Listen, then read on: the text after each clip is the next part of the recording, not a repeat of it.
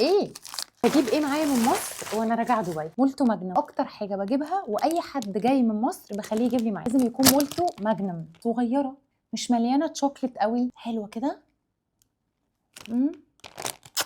بسكوت الطيبين، بسكوت الايام الطيبه، الويفر بتاع الفانيليا وحلال فيه كل كالوري.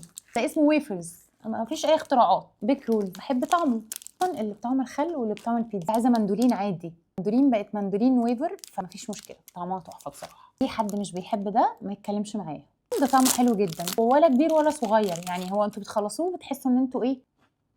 انا بحب توينكز، بحب الكريمه اللي فيها وبحب الكيكه بتاعتها. في تيم هوز وتيم توينكز، انا تيم توينكز. تقولي لي بقى كنافه بيستاشيو ولا فزعه ولا خضه، هاتولي بديل لي في اي بلد. معلش، لا انا عايزه اوريكم بقى ده ايه. فاكرين الشيتوس بتاع زمان؟ كور كده، ناكله كده، فاكرين؟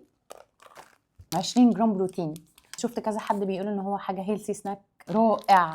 ما بطلعش الطياره من غيرهم. كل مره انزل مصر العيش ده بتاع بيت جدي بيديني احساس التورتيلا، بس في نفس الوقت هو عيش صحي نوت فرايد. الاختراع ده طعم فرايد تشيكن بس هي مش فرايد.